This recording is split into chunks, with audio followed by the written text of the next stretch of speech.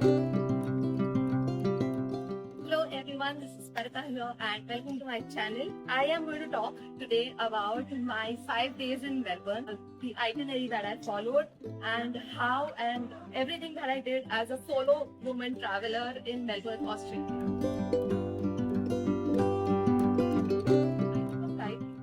I took a flight from Mumbai to Melbourne, which cost me approximately around 25,000 rupees, which is a steal deal if you guys are keeping a tab on the Australian flights. I had a layover in Thailand for 3 hours in Bangkok, and everything went pretty smooth. I did not require any kind of visa for Bangkok, and the documents and the visa need to check my previous video and about my immigration process as soon. I'm going to link it down in the description box below so you can watch it after this video ends. I took a SIM card of Optus at the airport itself. So Melbourne airport has 2 options, one is Vodafone and one is Optus. So I asked my friend who lives in Australia. So even he suggested not to take Vodafone for obvious reasons. Optus has great offers and it works, it has great network as well.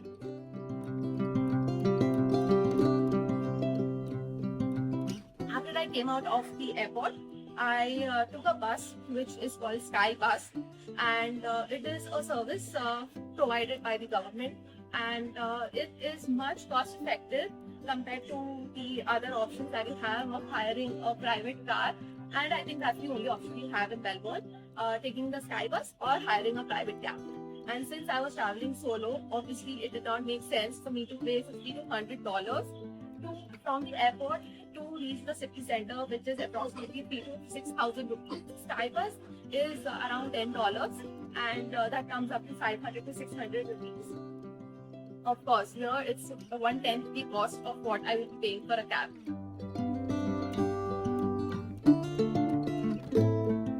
You have to book it online. I am going to mention the link in the description box below, so if you are planning your trip, it will be much easier. Or there are kiosks as well on the airport, so it is not usually crowded, so you can book your slot there as well.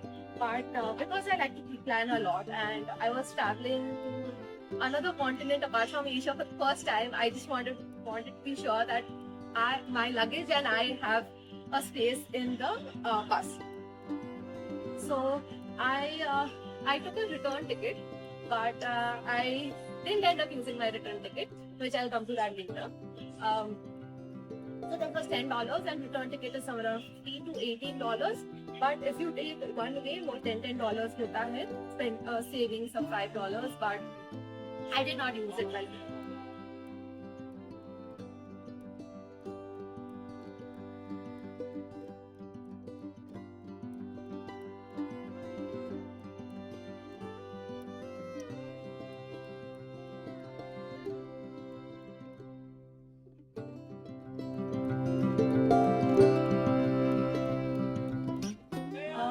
When I entered the Sky Bus, everything was great, it was neat. The Sky Buses come every 15 minutes of my luggage while I entered, and I wanted to sit on the first floor. So I went there, and the bus stop where it was going to take me to was just 1 kilometer away from my hostel, 1 to 2 kilometers. So I thought it would be easier for me to walk from that last bus stop to my hostel. But as soon as I reached that stop, I had to walk some 500 kilometers, and it was on a slope, so I was dragging my luggage and my backpack. I was in my winter clothes and layers, but in June 2022, it was still very cold in Melbourne, somewhere around 8 to 10 degrees, and I thought that I'm layered enough, but it was very windy as I was feeling cold. So I climbed that slope. I came out of the bus depot, and I started walking and driving and trying to figure out the roads, the signals, the zebra crossing, and how and where the people were.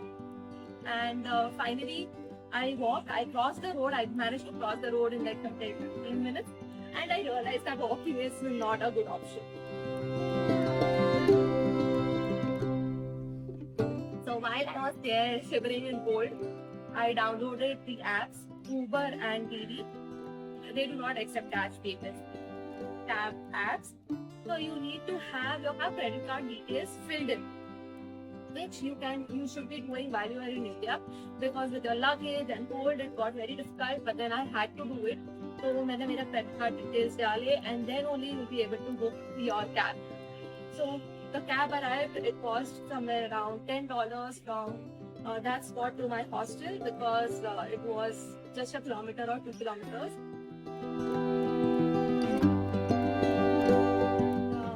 I had an Indian driver. So basically, he told me about the places to stay away from, and he was surprised that I was traveling solo to Australia and then Bali, apart from 10 days where Kunal was with me.